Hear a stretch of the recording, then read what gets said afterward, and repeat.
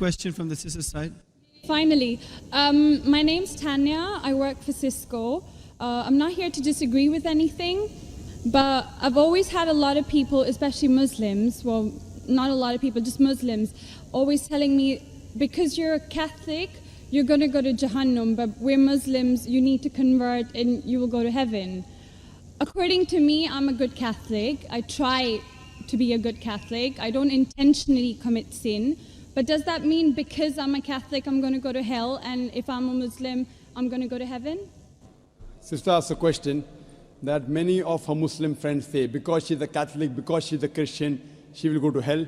That is it true that because she's a Christian, you will go to hell? Sister, according to me, if you're a true Christian, if you truly follow the teachings of Jesus Christ, peace be upon him, inshallah you shall go to Jannah. Okay.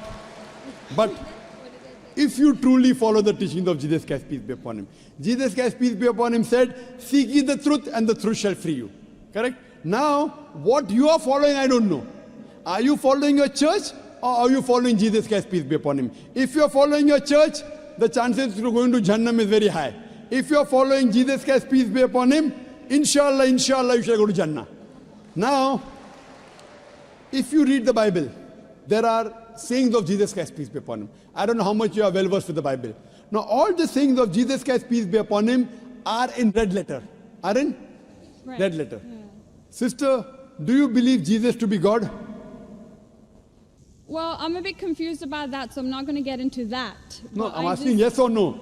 Well, confused God. No, it's not confusion, but I don't want to answer something I don't know. And it's not funny. I'm not saying you know or not.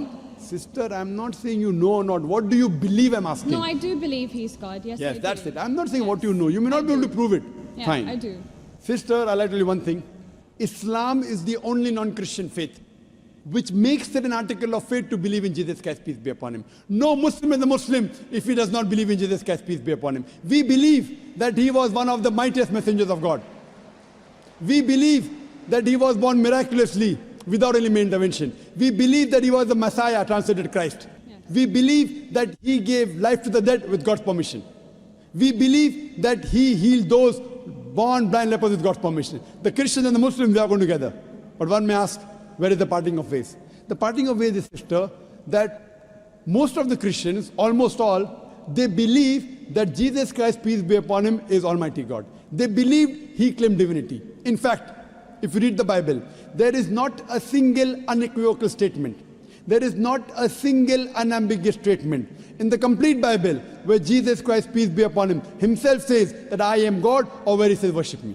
Sister, if you can point out a single unequivocal statement, a single unambiguous statement, anywhere from the Bible in which Jesus Christ, peace be upon him, himself says that I am God, or where he says worship me, I am ready to accept Christianity today.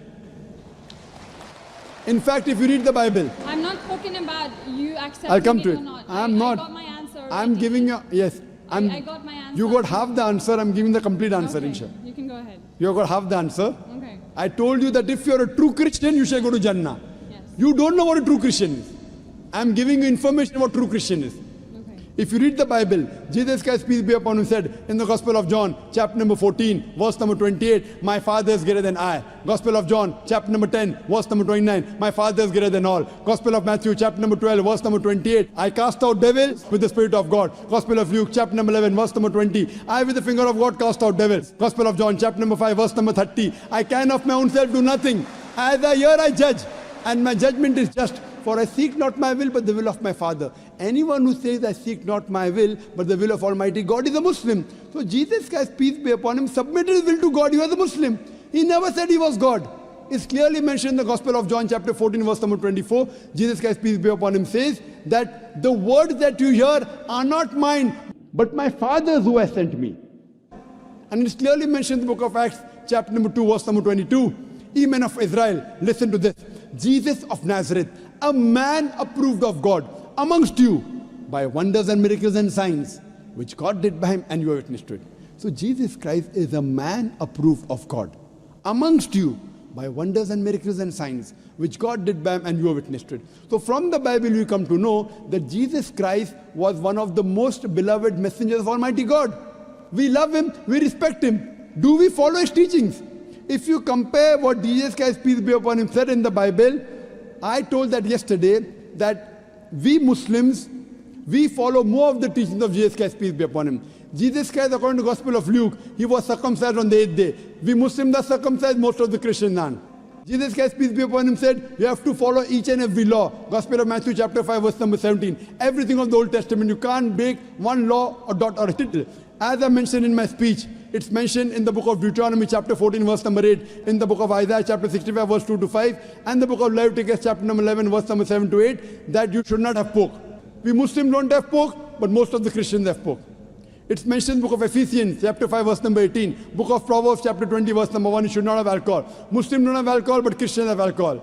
So if Christian means a person who follows the teachings of Jesus Christ, peace be upon him, then we Muslims are more Christian than the Christians themselves. So if you become a true Christian and truly follow the teachings of Jesus Christ, peace be upon him, said in the Gospel of John, chapter number 16, verse number 7, it is expedient for you that I go away. For if I go not away, the Comforter shall not come. For if I go, shall I send him. It's mentioned in the Gospel of John, chapter number 16, verse number 12 to 14. Jesus Christ, peace be upon him, said, I have many things to say unto you, but ye cannot bear them now. For he, when the Spirit of truth shall come, he shall guide you unto all truth. He shall not speak of himself. All that here shall he speak. He shall glorify me. Verbatim quotation from the Bible, King James Version. So Jesus Christ is prophesying about the coming of the last and final messenger, Prophet Muhammad, peace be upon him. If you're a true Christian, if you truly believe in Jesus Christ, peace be upon him, you have to believe in the last and final messenger, Prophet Muhammad sallallahu alaihi wasallam. So if you're a true Christian, you'll believe in Prophet Muhammad, and inshallah you shall go to Jannah. Hope that answers the question, sister. Thank you.